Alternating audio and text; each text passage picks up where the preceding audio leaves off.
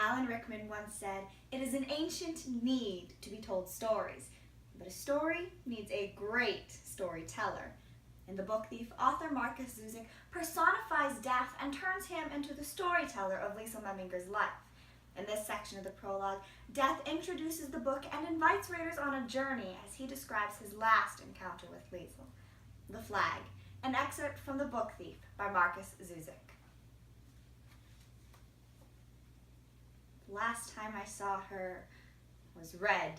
The sky was like soup, boiling and stirring. In some places it was burned. There were black crumbs and pepper streaked across the redness. Earlier, kids had been playing hopscotch there on the streets that looked like oil-stained pages. When I arrived, I could still hear the echoes, the feet tapping the road, the children's voices laughing, and the smiles like salt. But decaying fast. Then bombs. This time, everything was too late. And the sirens, the cuckoo shrieks in the radio, all too late. Within minutes, mounds of concrete and earth were stacked and piled. The streets were ruptured veins. Blood streamed till it was dried on the road. And the bodies were stuck there, like driftwood after the flood. They were glued down, every last one of them. A packet of souls. Was it fate? Misfortune?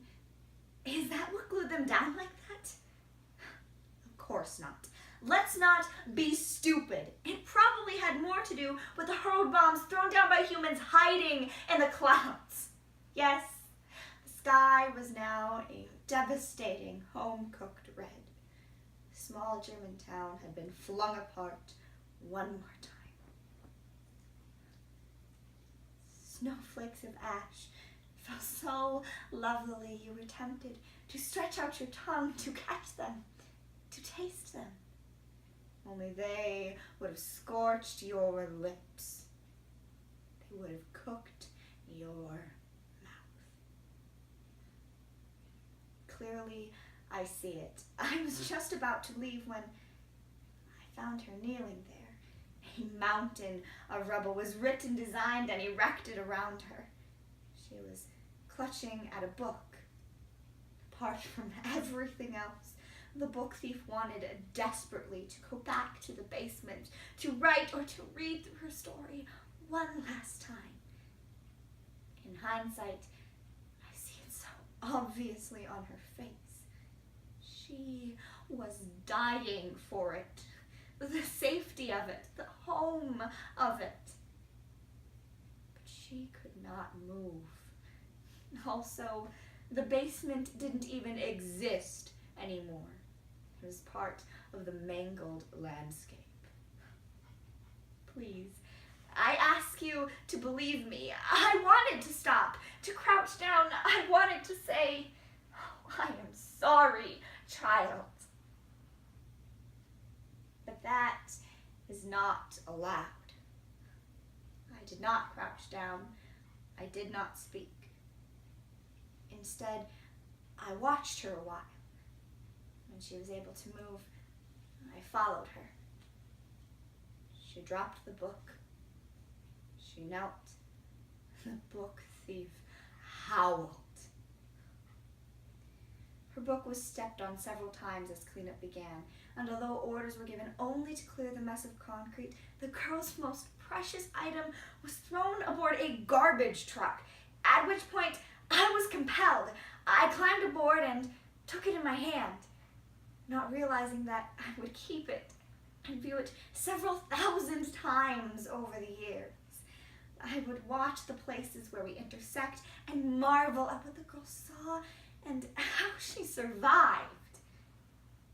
That is the best I can do. Watch it fall into line with everything else I spectated during that time.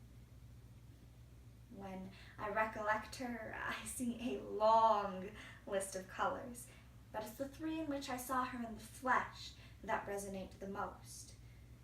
Sometimes I manage to float far above these moments. I hang suspended until a septic truth bleeds toward clarity. That's when I see them formulate. The colors, red, white, black. They fall on top of each other, the scribbled signature black onto the blinding global white, onto the thick, soupy red.